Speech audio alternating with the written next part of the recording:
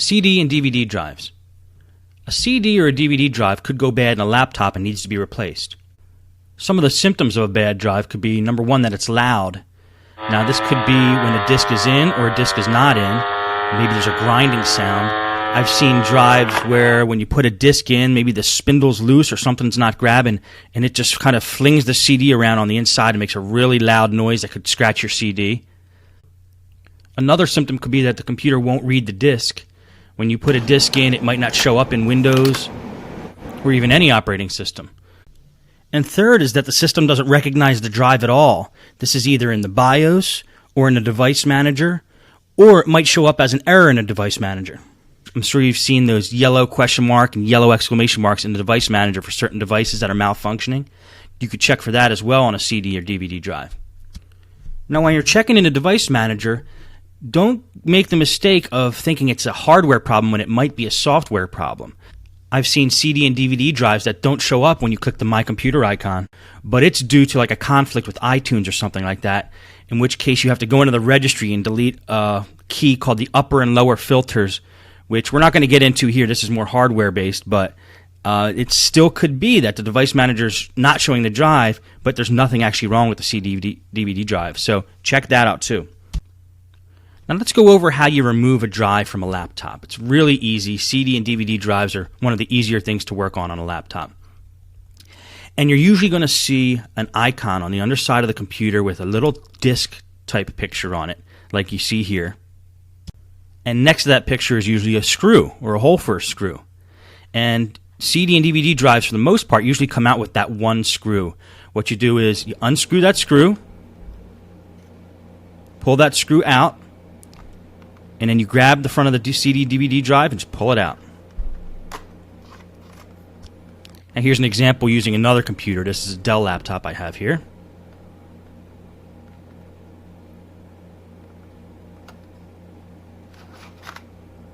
Now, sometimes there's more than one screw holding these drives in, or that there's only one screw, but it's hidden like under the keyboard or in a different location on the computer. This is mostly the case in older computers, but you never know, depending on a certain brand, where the screw to get the CD drive is. You just got to search for it. Now let's take a look at the drive after we get it out. DVD drives and CD drives may look very different from model to model on computers, but they're pretty much the same. They're just covered in a case usually, or have a different front plate on them, or a different back fastener.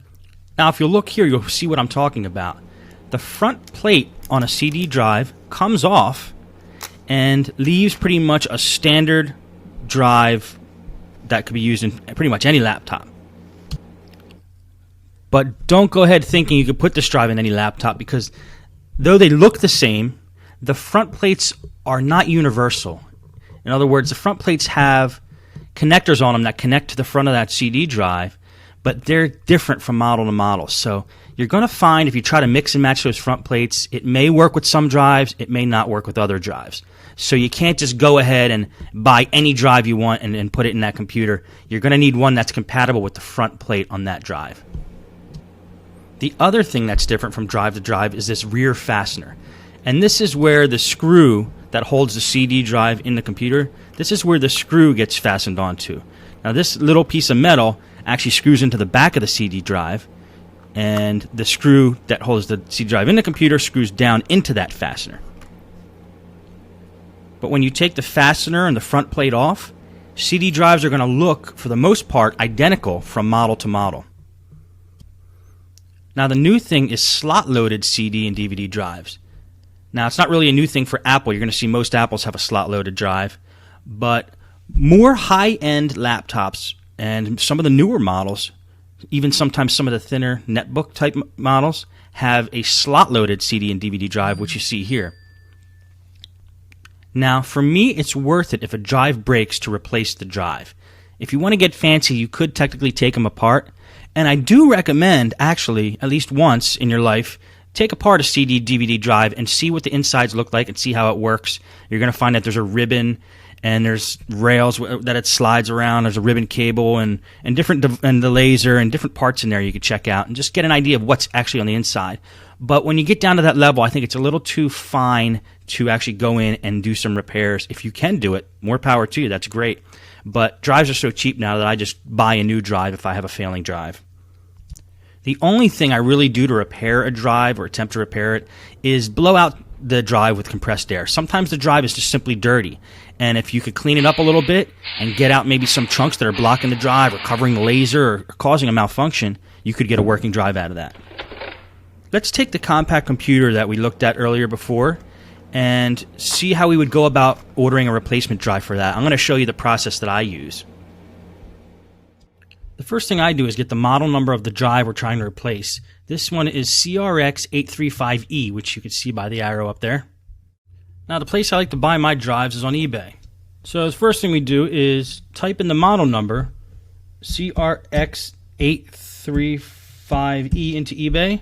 Now, that model number is obscure enough that we could just type that and that only. We'll probably get search results just for that CD drive, and we do. So we got 19 results here, different varieties. Of course, I'm going to sort them by price first. Now, if they want to use one, I'm going to keep the search results as they are. Just sort it by price. Look for the cheapest one that's sold from my country. Here's one sold from Texas. And they have good feedback, 100%. They only have 181 feedbacks, which is, in eBay, it's not the greatest. You want somebody that has sold thousands if you really want to be safe. Let's try the first one on the list. They're from New Jersey. And they've sold 405 items. They have 100, so that's a little bit better. $25 is the price. And let's see. Its item is in working perfect condition. It was pulled from a 100% working HP laptop. Okay, that's fine. So the item condition is used. Now, if we really wanted to get a search result a little more narrow and try to find a new one, let's just type the word new in there. See what comes up. Only one result found for new. And 2 items found in eBay stores. I've bought from eBay stores as well. They're fine. And this is in Taiwan, the new one. So I don't like buying from another country just because it takes too long to get here and the shipping's more expensive. So I'm probably going to stick with a used one like I looked at before. So anyway, and we'll probably buy the one there from New Jersey, the first one back in here. And that looks like a good deal. Now, I'll just end off this movie by showing you a series of clips of me taking drives out of different laptops, just to give you an idea of the variety of ways it can be taken out and just the methods that used to get that done.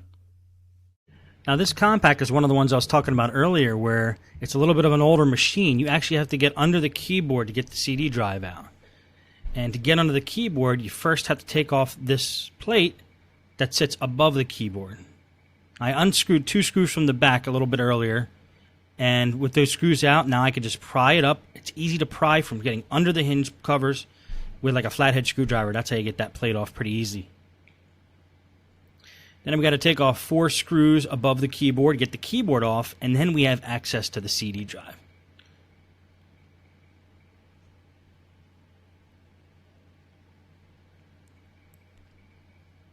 Now, in more recent years, they changed the design of most laptops to make it easier to access the CD drive, but this is how you did it when this computer was made, which is probably around 2003, 2002 perhaps.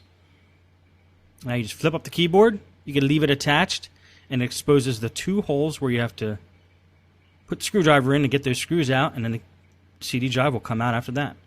There's one. There's a second one. Push a drive from the inside, pops out, and there you go. Now, another laptop I'm not a big fan of because they get a little bit intricate is the Sony Vios. And for this one, which is also an older model one, you got to get under the hard drive to get the CD drive out. So you take the hard drive cover off, then you got to take the 4 screws off that hold the hard drive in.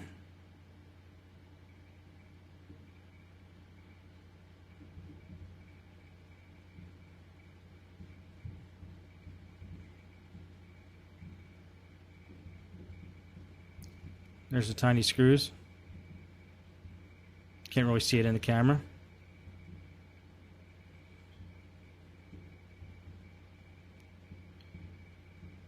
You pull the hard drive out. It slides out and pops up, which exposes 2 screws, there and there, that you need to unscrew to get the CD drive out. There's one. There's the other. Now there's nowhere to push the drive out from the inside really, so we're going to take our paper clip, put it in the drive hole there, open up the drive, and then pull it out that way.